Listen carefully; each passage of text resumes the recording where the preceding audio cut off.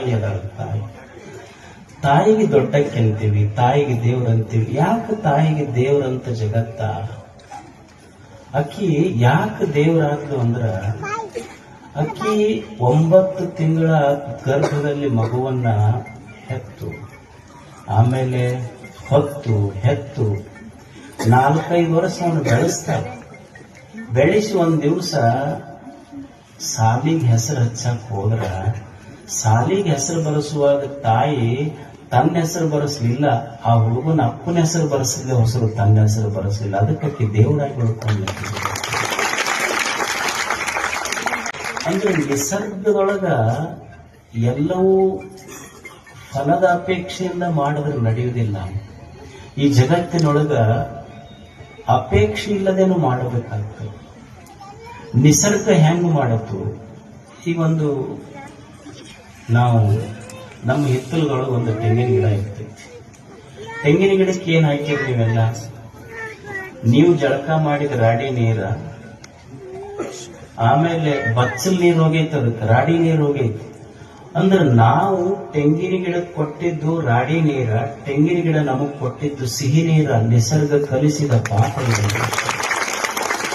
ಇದಕ್ಕಿಂತ ದೊಡ್ಡ ಧರ್ಮ ಏನಿದೆ ಹೇಳಿ? ತೆಂಗಿನ ಗಿಡ ಮನುಷ್ಯನಿಗೆ ಹೇಳಿದ್ದೇನು?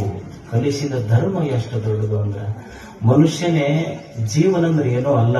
ನೀ ನನಗ ಕೆಟ್ಟದ್ದು ಹಾಕಿ, ರಾಡಿ ನೀರು ಹಾಕಿ, ಯಾರು ರಾಡಿ ಕೆಟ್ಟದ್ದು ಕೊಡ್ತಾರ ಅವರಿಗೆ ಸಿಹಿ ಹಂಚಿ ಬದುಕಂತ ಹೇಳುವುದೇ ನಿಸರ್ಗದ ಧರ್ಮ. ಯಾರು ನೀವು ನೋಡುವ ಗುಡಿಯೊಳಗೆ ವಿಷ ಹಾಕ್ಯಾರ ಅವರಿಗೆಲ್ಲ ಅಮೃತ ಹಂಚಂತ ಹೇಳಿದ್ದು ನಿಸರ್ಗದ ಧರ್ಮ. ನಿಸರ್ಗ ಕಲಿಸಿದ ಪಾಠ. ಈಗೊಂದು ಆಕಳು ಇರ್ತೈತಿ, ಆಕಳಿಗೆ ಏನ್ ಹಾಕ್ತೀವಿ ನಾವು? ಎಲ್ಲ ಉಂಡು ಮುಸುರಿ ನೀರು ಹಾಕಿವಿಲ್ಲ. ಉಂಡು ಮುಸುರಿ ನೀರು ಕುಡಿದ ಆಕಳ ನಾವು ಅದರ ತಟ್ಟಿಯೊಳಗ ಮುಸುರಿ ನೀರು ಹಾಕಿವಿ. ಆದ್ರ ಆಕಳು ನಮ್ಮ ತಟ್ಟೆಯೊಳಗೆ ಹಾಕಿದ್ದ ಅಮೃತದಂತ ಹಾಲು ಕೊಟ್ಟೈತೆ. ಮತ್ತ ಅದು ನಮ್ಮ ಮುಸುರಿ ಬಿಟ್ಟಿದ್ ನೀವು ತೋಡ್ರಿ ಅಂತ ಕೊಟ್ಟಿದ್ರೆ ಯಾರ ಆಕಳ ಕಟ್ಟಿದ್ವಿ ನಾವು. ಅಂದ್ರೆ ನಿಸರ್ಗ ಎಲ್ಲ ಕಲಿಸಿದ ಪಾಠ ಏನು ಅಂದ್ರ, ನಿಷ್ಫಲಾಪೇಕ್ಷೆಯಾಗಿ ನಿಷ್ಕಾಮ ಕರ್ಮಿ ಆಗಬೇಕಾಗುತ್ತೆ ಮನುಷ್ಯ. ಇವತ್ತು ನೀವು ಕಡ್ಡಪ್ಪನವ್ರ ಮಠದ ಇತಿಹಾಸ ಹೇಳಿದ್ರೆ ಗುರುಗಳು ನಮಗೆಲ್ಲ, ಹಿಂದ ಕಡ್ಲೆಪ್ಪನವರು, ವೀರಪ್ಪನವರು ಆಗಿನ ಕಾಲಕ್ಕೆ ತಮ್ಮ ಸಲುವಾಗೆಲ್ಲ ಯಾರೋ ಪೂಜ್ಯರು, ಯತಿಗಳು, ತಪಸ್ವಿಗಳು ಬರ್ತಾರ, ಅಂಥವರಿಂದ ನಾಡೆಲ್ಲ ಪಾವನ ಆಗ್ಲಿ ಅಂತ ಒಂದೊಂದು ಮಠ, ಒಂದೊಂದು ಬಾವಿ, ಹಿಂಗ 100 ಮಠ ಬಾವಿಗಳು ಕಟ್ಟಿಸದೆ ಇದ್ರೆ ಈ ನಾಡಿನೊಳಗೆ ಕಾವಿ ಬಟ್ಟೆ ಹಿಂಗ ಅಡ್ಡಾಡ್ಲಿಕ್ಕೆ ಸಾಧ್ಯತೆಯನ್ನು ಅವರೆಲ್ಲ ಕಟ್ಟಿಸಿದ ಫಲ ಇಲ್ಲೆಲ್ಲ. ಅಂದ್ರ ಅವರ ನಿಷ್ಕಾಮ ಕರ್ಮ ಸಾವಿರಾರು ಯತಿಗಳಿಗೆ ಇಲ್ಲೆಲ್ಲ ಬೆಳಿಲಿಕ್ಕೆ ದಾರಿ ಮಾಡಿಕೊಟ್ಟು. ಅದಕ್ಕೆ ಮನುಷ್ಯ ಕಲಿಬೇಕಾದದ್ದೇನು ಅಂದ್ರೆ ಚಲೋ ಕೆಲಸ ಮಾಡ್ಕೊಂತ ಬದುಕಬೇಕು. ಜಿಜೀವಿಷೇತ್ ಶತಂ ಸಮಾಹ. ಉಪನಿಷತ್ತಿನ ಋಷಿಗಳು ಏನ್ ಹೇಳ್ತಾರಂದ್ರೆ, ಮನುಷ್ಯನೇ ಬದುಕನೇ ಹೆಂಗ ಬದುಕಬೇಕು ಅಂದ್ರೆ ಕುರುವನ್ನೇ ವೇಹ ಕರ್ಮಾಣಿ ಜಿಜೀವಿಷೇತ್ ಶತಂ ಸಮಾಹ. ಮನುಷ್ಯ ಭೂಮಿಯ ಮೇಲೆ ಹೆಂಗ ಬದುಕಬೇಕಂದ್ರೆ 100 ವರ್ಷ ಬದುಕಬೇಕು. ದೇವರ 100 ವರ್ಷ ಆಯುಷ್ಯ ಪಟ್ಟಾನಲ್ಲ, 100 ವರ್ಷದ ಆಯುಷ್ಯ ಹೆಂಗ್ ಬದುಕಬೇಕು ಅಂದ್ರೆ ಚಲೋ ಚಲೋ ಚಲೋ ಕೆಲಸ ಮಾಡ್ತಾ ಬದುಕಬೇಕು. ಹೆಂಗ್ ಬದುಕಬೇಕು ಅಂದ್ರೆ ಈ ಬದುಕು ಕೊಟ್ಟ ದೇವರೇ ಸಂತೋಷ ಪಡ್ತಿರ್ಬೇಕು, ಹಂಗ ಸಂತೋಷ ಆಗಬೇಕು. ಈಗ ನೀವು ಒಂದು ಉಂಗ್ರ ಹಾಕೊಂತೀರಿ, ಲಗ್ನದಾಗ ಉಂಗ್ರ ಹಾಕಿರ್ತಾರೆ, ಯಾರು ಕೊಟ್ಟಿರ್ತಾರ? ಮಾವು ಕೊಟ್ಟಿರ್ತಾರ. ಒಂದು ಉಂಗ್ರ ಕೊಟ್ಟಿದ್ದು ಊರ್ ಮಂದಿಗೆಲ್ಲ ತೋರಿಸ್ತೀರಿ, ಒಂದ್ ತೊಲಿ ಅದು ಏನ ನೀರು ಕುಡಿಸಿದ್ದಂತಾರಲ್ಲ, ನೀರು ಕುಡಿಸಿದ ಎಲ್ಲರೂ ನೀರು ಕುಡಿಸೇ ಕೊಡ್ತಾರ. ಏನ್ ಅದನ್ನು ಮಂದಿಗೆಲ್ಲ ತೋರಿಸ್ತಾನೆ. ಇದು ಒಂದು ಬಳ್ಳಿಗೆ ಉಂಗ್ರ, ಇದು ಮಾವು ಕೊಟ್ಟಿದ್ದು, ಮಾವು ಕೊಟ್ಟಿದ್ದು, ಮಾವು ಕೊಟ್ಟಿದ್ದು. ಅಲ್ಲ, ಆಶ್ಚರ್ಯ ಏನಂದ್ರ ಸುಮ್ಮನೆ ಒಂದು ಬಳ್ಳಾಗ ಉಂಗ್ರ ಕೊಟ್ಟವ ಮಾವನ ನೆನಪು 1000 ಮುಂದೆ ಹೇಳ್ತಿ, ಮತ್ತು ಬಳ್ಳ ಅಷ್ಟೇ ಅಲ್ಲ, ಇಡೀ ದೇಹವನ್ನೇ ನೆನಪು ಕೊಟ್ಟ ಮಹಾದೇವನ ನೆನಪು ಬರ್ಬೇಕು ನಮ್ಗೆ ಕೊಟ್ಟಾನ. ಇದು ಅವ ಕೊಟ್ಟ ದೇಹ, ಅವ ಕೊಟ್ಟ ಬದುಕು, ಅವನಿಗೆ ಸಂತೋಷ ಆಗುವಂತೆ ನಾವು ಬದುಕಬೇಕು. ಅದಕ್ಕೆ ಉಪನಿಷತ್ತಿನ ಋಷಿಗಳು ಏನ್ ಹೇಳ್ತಾರಂದ್ರೆ, ಕುರುವನ್ನೇ ವೇಹ ಕರ್ಮಾಣಿ ಜಿಜೀವಿಷೇತ್ ಶತಂ ಸಮಾಹ. ಮನುಷ್ಯನೇ ನಿನ್ನ ದೇಹದಲ್ಲಿ ಉಸಿರಿರುವವರೆಗೆ 100 ವಸಂತಗಳನ್ನು ನೀ ಏನು ಈ ಭೂಮಿ ಮೇಲೆ ಕಳೀತಿಯಲ್ಲ, 100 ವರ್ಷ ಹೆಂಗ್ ಬದುಕಬೇಕಂದ್ರೆ ದೇವರ ಸಂತೋಷ ಪಡ್ತಿರ್ಬೇಕು. ನಿನ್ನ ಬದುಕನ್ನು ನೋಡಿ ಹಂಗ ಬದುಕು. 100 ವರ್ಷ ಬದುಕಬೇಕು. ಈಗ ಬದುಕಕ್ಕಾಗತ್ತ? ಈಗೆಲ್ಲ BP ಶುಗರ್ ಅವೆಲ್ಲ ಬಿಟ್ಟರೆ 100 ವರ್ಷ ಬದುಕಬೇಕಲ್ಲ. ನಾವು 100 ವರ್ಷ ಈಗ ಬದುಕಬೇಕಲ್ಲ. ಯಾರೋ ಒಬ್ಬನಿಗೆ ಇಚ್ಛೆ ಆತಂತ ಪ್ರವಚನ ಕೇಳಿದಾಗ ಗುರುಗಳು ಹೇಳ್ಯಾರ 100 ವರ್ಷ ಬದುಕಬೇಕಂತ. ಡಾಕ್ಟರ್ ಹತ್ರ ಹೋಗಿ ನಾವು 100 ವರ್ಷ ಬದುಕಬೇಕು ನೋಡ್ರಿ, ಏನ್ ಮಾಡ್ಬೇಕು ಹೇಳ್ರಿ, ಏನ್ರ ಗುಳಿಗೆ ಇಂಜೆಕ್ಷನ್? ಅವ್ರಂದ್ರು ಇಲ್ಲ, ಇದು ಮೆಡಿಕಲ್ಗೆ ಒಂದು ದೊಡ್ಡ ಸವಾಲಪ್ಪ, ಈಗ 100 ವರ್ಷ ಬದುಕಬೇಕಷ್ಟೇ. ಆಮೇಲೆ ಅವ್ರು ಜ್ಯೋತಿಷಿಗಳ ಹತ್ರ ಹೋದ್ರು. ಅಲ್ಲ ನಾವು 100 ವರ್ಷ ಬದುಕಬೇಕು ನೋಡ್ರಿ ಏನ್ರಿ? ಅವ್ರು ಗುಣಿಸಿ ಹೇಳಿದ್ರಂತ, 100 ವರ್ಷ ಬದುಕಬೇಕಂದ್ರೆ ಮದುವೆ ಮಾಡ್ಕೊಂಡ್ಬಿಡಪ್ಪ ನೀನು. ಅವಾಗ ಅವ ಅಂದ, ಅಲ್ಲ ಮದುವೆ ಮಾಡ್ಕೊಂಡ್ರೆ 100 ವರ್ಷ ಬದುಕ್ತೀವಿ ಅಂದ್ರೆ. ಇಲ್ಲ, 100 ವರ್ಷ ಬದುಕುದಿಲ್ಲ, ಮದುವೆ ಮಾಡ್ಕೊಂಡ್ರೆ 100 ವರ್ಷ ಬದುಕ್ಬೇಕನ್ನೋ ತಲೆಯಾಗಿನ ಹುಚ್ಚು ಬಿಡ್ತೈತಿ. ಮೊದಲು 100 ವರ್ಷ ಬದುಕಬೇಕಂತ ಏನ್ ತಲೆಯಾಗಿ ಇಟ್ಕೊಂಡಿ ಅಲ್ಲ, ಅದು ಹುಚ್ಚು ಬಿಡ್ತೈತಿ ಅಂತ. ಬದುಕುದು ಮನುಷ್ಯ ದೇವರು ಕೊಟ್ಟಾನ, ಹೆಂಗ್ ಬದುಕುದು?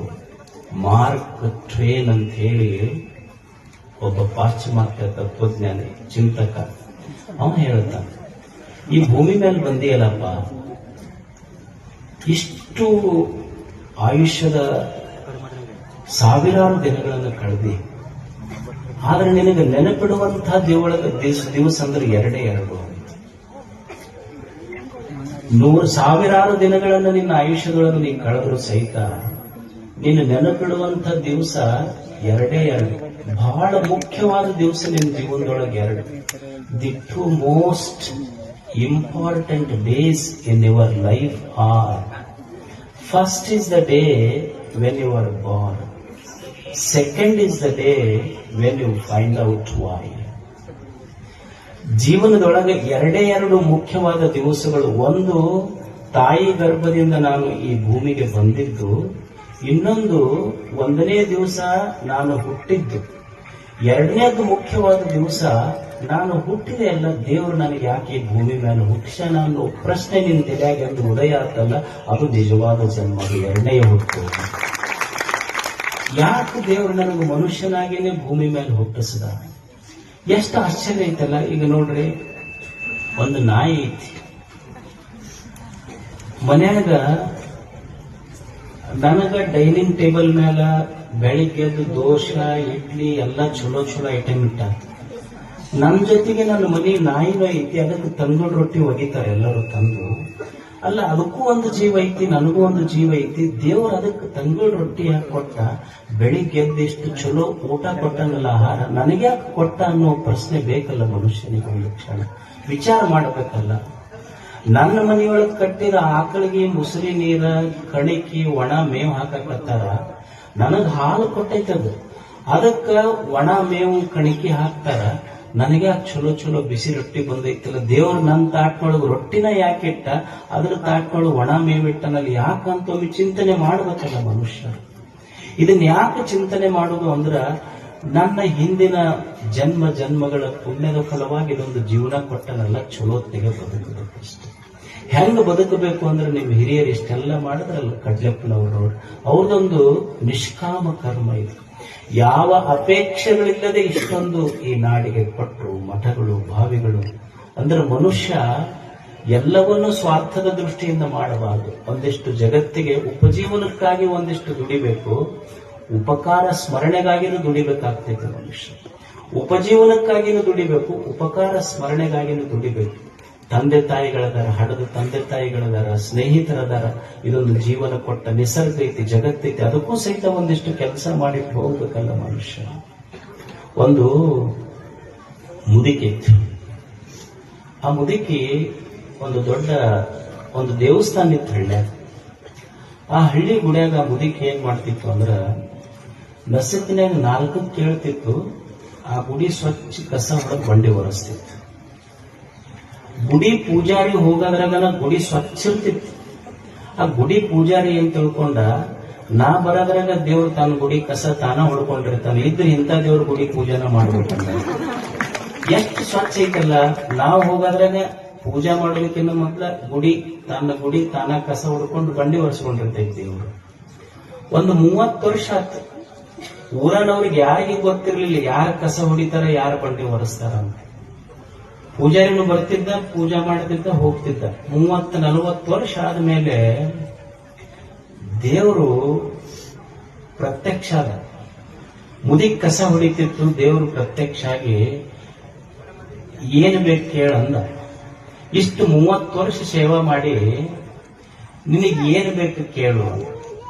ಅವಾಗ ಮುದಿಕೆ ಅಂತೂ ನಿನಗೆ ಯಾರು ಕರೆದಾರಿಲ್ಲ ಅಂತ. ಅಲ್ಲ, ಕರೆಯವ್ರು ಬಹಳ ಮಂದಿ ಅದಾರ ನಿನ್ ಗುಡಿ ಮುಂದ, ಅವ್ರ ಲಿಸ್ಟ್ ಹಿಡ್ಕೊಂಡು ಬಂದಿರ್ತಾರ, ಅಲ್ಲಿ ಹೋಗ್ಬೇಕಿಲ್ಲ. ಇಲ್ಲ, ಅವ್ರ ಲಿಸ್ಟ್ ನೋಡಿದ್ರೆ ಹೆದರಿಕೆ ಬರ್ತೈತಿ ನನಗೆ, ಅದಕ್ಕೆ ಅವ್ರು ಬಂದಾಗ ಬಂದಿಲ್ಲ. ನೀ ಏನ್ ಮಾಡಿಯಲ್ಲ, ಇಷ್ಟು ವರ್ಷ ಕಸ ಹೊಡೆದು ಬಂಡಿ ವರ್ಷ ನಾನು ಸೇವಾ ಮಾಡಿ ಒಂದ್ ದಿವ್ಸನು ಏನು ಬೇಕಂತ ಕೇಳಿಲ್ಲ ನನಗೆ. ಸುಮ್ಮನೆ ಬಂದು ಸೇವಾ ಮಾಡಿಯಲ್ಲ, ನಿನಗ್ ಕೊಡ್ಬೇಕಂತ ಬಂದೇನಿ. ಅದು ಮುದಿಕೆ ಅಂತೂ ನಾ ಕೇಳೇ ಇಲ್ಲ, ನನ್ನ ಹತ್ರ ಯಾಕೆ ಬಂದೀನಿ, ಕೇಳೋರ ಹತ್ರ ಹೋಗು. ದೇವರಂದ ಇಲ್ಲ, ಅವ್ರು ಕೇಳೋದು ಕೊಡಾಕ್ ನನಗೂ ಧೈರ್ಯ ಸಾಲುವಲ್ದೀಗ. ಅವ್ರು ಏನು ಕೇಳ್ತಾರ ಅದನ್ನ ಕೊಡಾಕ ನನಗೂ ಧೈರ್ಯ ಉಳಿದಿಲ್ಲ ಈಗ. ಅದು ಮುದಿಕ್ ಹೇಳ್ತು, ಮತ್ತೆ ಕೊಟ್ರೆ ಅಂತವ್ರಿಗೆ ಕೊಡ್ಬೇಕಪ್ಪ, ನಾನಿನ್ನೂ ಕೇಳೇ ಇಲ್ಲ, ನನ್ನ ಹತ್ರ. ದೇವರಂದ ಇಲ್ಲ, ನನಗ ಅಪೇಕ್ಷೆ ಆಗೈತಿ, ಕೊಟ್ರ ಫಲ ಕೊಟ್ರ ನಿಮ್ಮಂತವ್ರಿಗೆ ಕೊಡ್ಬೇಕು. 30-40 ವರ್ಷ ನನ್ನ ಗುಡಿ ಕಸ ಹೊಡೆದು ಏನೂ ಕೇಳಿಲ್ಲ, ಅದಕ್ಕೆ ಏನಾದ್ರೂ ಕೊಟ್ಟು ಹೋಗ್ಬೇಕಂತ ಬಂದೇನಿ. ಮುದಿಕೆಂತೂ ನನಗೇನು ಅಪೇಕ್ಷೆಗಳೇ ಇಲ್ಲಲ್ಲ. ದೇವರಂದ ಮ್ಯಾಲಿಂದ ಬಂದೇನಿ, ನಿರಾಶೆ ಮಾಡಿ ಕಳಿಸ್ಬೇಡ ನನಗೆ. ಮುದಿಕೆ ಅಂತೂ ಹಂಗಿದ್ರೆ ಕೊಟ್ಟು ಹೋಗುವಂತ. ದೇವರಿಗೆ ಸಂತೋಷ ಆತ, ಮುದುಕಿ ಕೊಡು ಅಂತ ಹೇಳೈತಿ. ಮುದುಕಿ ಕೊಡು ಅಂತ ಹೇಳೈತಿ, ದೇವರಿಗೆ ಸಂತೋಷ ಆಯ್ತು. ದೇವರಂದು ಏನು ಕೊಡ್ಲಿಕ್ಕೆ ಕೇಳಂದು. ಮುದುಕಿ ಅಂತೂ ನೋಡಪ್ಪ, ಮ್ಯಾಲಿಂದ ಬಂದೆ, ನೀನು ಕೊಡಬೇಕಂತ ಅಪೇಕ್ಷೆಯಿಂದ ಬಂದೆ ಅಂದ್ಮೇಲೆ ಕೊಟ್ಟು ಹೋಗು. ದೇವರಂದ ಏನು ಕೊಡ್ಲಿ, ಈಗ ಏನೂ ಕೊಡಬೇಡ, ಈ ಮುದುಕಿ ದೇಹದೊಳಗೆ ಪ್ರಾಣ ಇರುವವರೆಗೂ ನಿನ್ನ ಗುಡಿ ಕಸ ಹೊಡ್ಯಾಕಿ ರಟ್ಟಿಗೆ ಶಕ್ತಿ ಕೊಟ್ಟು ಹೋಗ್ಬೋದು ಮಾತ್ರ. ಇದು ನಿಷ್ಕಾಮ ಕರ್ಮ. ಅಂದ್ರೆ ಈ ಜಗತ್ತು ಸುಂದರವಾಗಿದ್ದು ನಿಷ್ಕಾಮ ಕರ್ಮಿಗಳಿಂದ. ಅದಕ್ಕೆ ಜಗತ್ತು ಸುಂದರವಾಗಬೇಕಾದ್ರೆ ಒಂದಿಷ್ಟು ನಿಷ್ಕಾಮ ಕರ್ಮ ಮಾಡಬೇಕಾಗ್ತೈತಿ. ಹಿಂದೆ ಎಷ್ಟು ಜನ ಸ್ವಾತಂತ್ರ್ಯಕ್ಕಾಗಿ ಹೋರಾಡಲಿಲ್ಲ, ಎಲ್ಲರೂ ನಮ್ಮಂಗ ಮನೆಯಾಗಿ ಹಿಡ್ಕೊಂಡು ಕುಂತಿದ್ರು, ಈ ದೇಶಕ್ಕೆ ಸ್ವಾತಂತ್ರ್ಯ ಸಿಗ್ತಿತ್ತೆ, ನಾವಿಷ್ಟೆಲ್ಲ ಸ್ವತಂತ್ರರಾಗಿ ಬದುಕ್ತಿದ್ದೆ. ಬಾಲ್ ಗಂಗಾಧರನಾಥ್ ತಿಲಕ್ ಅವರು ಪ್ರತಿ ಸಲ ಜೈಲಿಗೆ ಹೋಗ್ತಿದ್ರು ಬರ್ತಿದ್ರು, ಜೈಲಿಗೆ ಹೋಗ್ತಿದ್ರು ಬರ್ತಿದ್ರು. ಯಾರೋ ಕೇಳಿದ್ರು ಅವ್ರಿಗೆ, ಎಷ್ಟು ಸಲ ಜೈಲಿಗೆ ಹೋಗೋದು ಅಂತ. ಅವಾಗ ಅವ್ರು ಹೇಳಿದ ಮಾತು, ಯಾರೋ ಕೇಳಿದ್ರು, ಎಷ್ಟು ಸಲ ಜೈಲಿಗೆ ಹೋಗ್ತೀರಿ ಬರ್ತೀರಿ ಅಲ್ಲ. ಅವಾಗ ಬಾಲ್ ಗಂಗಾಧರನಾಥ್ ತಿಲಕ್ ಹೇಳಿದ ಮಾತ, ಇದು ಭಾರತ ಮಾತೆ ತಾಯಿ ಸೇವಾ ಮಾಡಕ್ ಹೋಗಿದ್ದು ಎಷ್ಟು ಸಲ ಅಂತ ಎಣಸಬಾರದು ಇದನ್ನಂತ ಹೇಳಿದ್ರು. ಆತು ಇಷ್ಟು ಸಲ ಹೋಗಿ ಬಂದಿರಲ್ಲ, ಅಕಸ್ಮಾತ್ ಭಾರತಕ್ಕೂ ಸ್ವತಂತ್ರ ಸಿಕ್ತು ಅಂದ್ರೆ ನೀವೇನ್ ಆಗ್ಬೇಕಂತೀರಿ, ನೀವೇನ್ ಮಾಡ್ತೀರಿ? ಬಾಲ್ ಗಂಗಾಧರನಾಥ್ ತಿಲಕ್ ಹೇಳಿದ್ರು, ನಮ್ದೇನು ಸ್ವತಂತ್ರ ಸಿಕ್ಕ ಮೇಲೆ ನಮ್ದೇನೈತೆ ಅಲ್ಲಿ ಕೆಲಸ, ಬರೋರು ಬರ್ತಿರ್ತಾರ ಅವ್ರ ಕೆಲಸ, ನಮ್ದೇನೂ ಇಲ್ಲ. ಮುಂದೆ ಮಕ್ಕಳ ಎದೆಯಾಗ ಸ್ವಾತಂತ್ರ್ಯ ರಾಷ್ಟ್ರೀಯತೆಯ ಬೀಜ ಬಿತ್ತದ ನಮ್ಮ ಕೆಲಸ, ಮತ್ತೇನೈತಿ ಅಂತ. ಇದು ಅಂದ್ರೆ ಅಂತ ಸಾವಿರಾರು ಜನರ ನಿಷ್ಕಾಮ ಕರ್ಮದಿಂದ ಇವತ್ತು ಜಗತ್ತು ಸ್ವಚ್ಛ ಆಗೈತಿ, ಸುಂದರ ಆಗೈತಿ. ಅದಕ್ಕೆ ಮನುಷ್ಯ ಕಲಿಯುವುದೇನು ಅಂದ್ರೆ ಒಂದಿಷ್ಟು ನಿಷ್ಕಾಮ ಕರ್ಮ ಮಾಡಬೇಕಷ್ಟೇ. ಇವತ್ತು ಗುರುಗಳ ಷಷ್ಠಪೂರ್ತಿ ಸಮಾರಂಭ ಇವತ್ತು. ಅಂದ್ರೆ ಅವರು 60 ವರ್ಷ ಒಬ್ಬ ಸನ್ಯಾಸಿ ಸಮಾಜಕ್ಕಾಗಿ ಅರ್ಪಿತ ಆಗಿರುವಂತಹದ್ದು. ಒಬ್ಬ ಸನ್ಯಾಸಿಯ ಜೀವನ ಹೆಂಗಿರ್ತೈತಿ ನೋಡೋರಿಗೆ ಬಹಳ ಚಂದ ಅನಿಸ್ತಿರ್ತೈತಿ. ಏನ್ ಎಷ್ಟು ಜನ ಬರ್ತಾರ, ಎಷ್ಟು ದೊಡ್ಡ ಗಾಡಿ, ಎಷ್ಟು ದೊಡ್ಡ ದೊಡ್ಡ ಹೂವಿನ ಸರ ಹಾಕಿರ್ತಾರ. ದೊಡ್ಡ ಹೂವಿನ ಸರ ಫೋಟೋ ತೆಗೆಯೋರಿಗೆ ನೋಡೋರಿಗೆ ಚಂದ, ಆದ್ರೆ ಕೆಂಪಿರು ಕಡಿಸ್ಕೊಂಡವ್ರಿಗೆ ಬರ್ತಿರ್ತೈತಿ ಹೂವಿನ ಸರದಾಗ. ನೋಡೋರಿಗೆ ಚಂದ ಇರ್ತೈತಿ. ಹೆಂಗಿರ್ತದ, ನಾವ್ ಯಾವಾಗ ಸಣ್ಣ ವಯಸ್ಸಿರ್ತದೆ ನಮಗೆ ಪಟ್ಟಾಧಿಕಾರ ಅಂತ ಮಾಡ್ತಾರೆ. ಪಟ್ಟಾಧಿಕಾರದೊಳಗ ಊರಾಗಿನ ಹಿರಿಯರಿಗೆ ಒಂದು ಕಡೆ ನಿಂದಿರ್ಸ್ತಾರೆ, ಹಣದ ತಂದೆ ತಾಯಿಗಳಿಗೆ ಒಂದು ಕಡೆ ನಿಂದಿರಿಸಿ ನಾವು ಕಟ್ಟಿದ ಉಡದಾರ ಹರಿದು ಇವತ್ತಿನಿಂದ ನಿಮ್ಮ ತಂದೆ ತಾಯಿ ಕಡೆ ನೀವು ಹಳ್ಳಿ ಸಹಿತ ಮುಖ ನೋಡಬಾರ್ದು ಅಂತ ಅವ್ರಿಗೆ ಕಳಿಸ್ತಾರೆ. ಅಂದ್ರ ಯಾವ ದಿನ ಪಟ್ಟಾಧಿಕಾರ ಆತಲ್ಲ, ಒಬ್ಬ ಸನ್ಯಾಸಿಯ ಜೀವನ ಎಷ್ಟು ಸಾರ್ಥಕ ಅಂದ್ರ, ಮನೆಯೊಳಗಿದ್ರ ಬರೇ ಹಡದ 2 ತಂದೆ ತಾಯಿಗಳಿಗೆ ಮಗನಾಗ್ತಿದ್ರಿ. ಸನ್ಯಾಸಿಯ ಸೌಭಾಗ್ಯ ಎಷ್ಟು ದೊಡ್ಡದು ಅಂದ್ರ ಮನೆ ಬಿಟ್ಟಿದ್ದಕ್ಕ, ಹಡದ ತಂದೆ ತಾಯಿಗಳನ್ನು ಬಿಟ್ಟಿದ್ದಕ್ಕ, ಸಾವಿರಾರು ಪಡೆದ ತಂದೆ ತಾಯಿಗಳಿಗೆ ಮಗನಾಗುವ ಇವತ್ತಿಗೆ ಸಂಭಾಷಣೆ. ಎಷ್ಟು ಜೀವನದಲ್ಲಿ ಕಷ್ಟಗಳು ಬರ್ತವೆ, ನೋವುಗಳು ಬರ್ತವೆ, ಅಪಮಾನಗಳು ಬರ್ತವೆ, ನಿಂದೆಗಳು ಬರ್ತವೆ. ಇದರ ಮಧ್ಯದೊಳಗೆ ಸನ್ಯಾಸಿ ಒಂದು ಜೀವನವನ್ನು ಕಟ್ಕೊಂತ ಹೋಗ್ಬೇಕಾಗ್ತದೆ. ಬುದ್ಧ ಈ ನಾಡಿನ ಬಹುದೊಡ್ಡ ಯತಿ. ಅವನ ಒಬ್ಬ ಶಿಷ್ಯ ಇದ್ದ, ಪೂರ್ಣ ಅಂತ ಒಬ್ಬ ಶಿಷ್ಯ. ಅವನು ಬುದ್ಧನ ಸನ್ಯಾಸಿ ಶಿಷ್ಯರಲ್ಲಿಯೇ ಶ್ರೇಷ್ಠ. ಪೂರ್ಣ ಗುರುವಿಗೆ ಕೇಳ್ತಾನೆ, ಬುದ್ಧನಿಗೆ, ನಾನು ಇಷ್ಟು ವರ್ಷ ನಿಮ್ಮ ಹತ್ರ ಇದ್ದು ಅಧ್ಯಯನ ಮಾಡಿದೆ, ನನಗೆ ಸನ್ಯಾಸ ದೀಕ್ಷೆ ಕೊಟ್ಟರೆ ನೀವು, ನಾನು ಭಿಕ್ಷುವಾಗಿ ಇನ್ನು ಸಮಾಜಕ್ಕೆ ಹೋಗ್ತೇನೆ, ಭಿಕ್ಷಾ ಕೇಳ್ತೇನೆ, ಧರ್ಮ ಪ್ರಚಾರ ಮಾಡ್ತೇನೆ. ಬುದ್ಧ ಹೇಳ್ತಾನೆ, ಅಕಸ್ಮಾತ್ ನೀನು ಸನ್ಯಾಸಿಯಾಗಿ ಸಮಾಜಕ್ಕೆ ಹೋಗಿ ಜನರ ಮನೆ ಮುಂದೆ ನಿಂತು ಭಿಕ್ಷಾ ಕೇಳ್ದಿ ಅಂದ್ರ, ನೀ ಭಿಕ್ಷಾ ಕೇಳಿದಾಗ ಅವ್ರು ನಿನಗೆ ಭಿಕ್ಷಾ ನೀಡಲಿಲ್ಲ ಅಂದ್ರೆ ಏನ್ ಮಾಡ್ತೀವಿ? ಅವಾಗ ಪೂರ್ಣ ಹೇಳ್ತಾನ, ಭಿಕ್ಷಾ ಕೊಡ್ಲಿಲ್ಲ ಅಂದ್ರೆ ಏನಿಲ್ಲ, ಸಂತೋಷ ಪಡ್ತೀನಿ ಅಂದ. ಬುದ್ಧ ಕೇಳ್ತಾನೆ, ಅಲ್ಲ ನೀನು ಹೊಟ್ಟೆ ಹಸುಗೊಂಡೈತಿ, ಭಕ್ತರ ಮನೆಗೆ ಹೋದಾಗ ಭಿಕ್ಷಾ ಕೇಳಿದಾಗ ಅವ್ರು ಭಿಕ್ಷಾ ಕೊಡ್ಲಿಲ್ಲ ಅಂದ್ರೆ ಯಾಕೆ ಸಂತೋಷ ಆಗುತ್ತೆ ನಿನಗ? ಅವ್ರು ಭಿಕ್ಷಾ ನೀಡಲಿಲ್ಲ ಅಂದ್ರೆ ನಾ ಯಾಕೆ ಸಂತೋಷ ಪಡ್ತೀನಿ ಅಂದ್ರೆ ಅವ್ರು ನನಗೆ ಬಡಿಲಿಲ್ಲ ಅಂತ ಸಂತೋಷ ಪಡ್ತೀನಿ. ಅಲ್ಲ ಅಕಸ್ಮಾತ್ ನೀನು ಭಿಕ್ಷೆಗೆ ಹೋದಾಗ ಅವ್ರು ಬಡದ್ರಂದ್ರೆ ಅವಾಗ ಸಂತೋಷ ಪಡ್ತೀನಿ ಅಂದ. ಅವಾಗ ಯಾಕೆ ಸಂತೋಷ ಪಡ್ತೀನಿ? ಇಲ್ಲ ನಾನು ಕಾಲು ಮುರಿಲಿಲ್ಲ ಅಂತ ಸಂತೋಷ ಪಡ್ತೀನಿ. ಅಲ್ಲ ಸಮಾಜದ ಜನ ಒಂದು ದಿವಸ ಅಕಸ್ಮಾತ್ ನೀನು ಕೈಕಾಲು ಮುರಿದ್ರಂದ್ರೆ ಏನ್ ಮಾಡಿ? ಅವಾಗೂ ಸಂತೋಷ ಪಡ್ತೀನಿ ಅಂದ. ಅವಾಗ ಯಾಕೆ ಸಂತೋಷ ಪಡ್ತಿಲ್ಲ? ನಾನು ಪ್ರಾಣ ತೆಗಿಲಿಲ್ಲ ಅಂತ ಸಂತೋಷ ಪಡ್ತೀನಿ ಅಂದ ಸನ್ಯಾಸಿ. ಅವಾಗ ಗುರು ಒಂದು ಪ್ರಶ್ನೆ ಮಾಡ್ತಾನೆ, ಅಕಸ್ಮಾತ್ ನಿನ್ನ ಧರ್ಮದ ಕಾರ್ಯ ಮಾಡುವಾಗ, ಸಮಾಜದ ಸೇವೆ ಮಾಡುವಾಗ ಜನ ನಿನ್ನ ಪ್ರಾಣನ ತೆಗೆದ್ರಪ್ಪ, ಅವಾಗ ಏನ್ ಮಾಡ್ತೀನಿ? ಅವಾಗೂ ಸಂತೋಷ ಪಡ್ತೀನಿ ಅಂದವ. ಅಲ್ಲ ಈಗೇನೈತಿ ಸಂತೋಷ ಪಡುವಂತಹದ್ದು?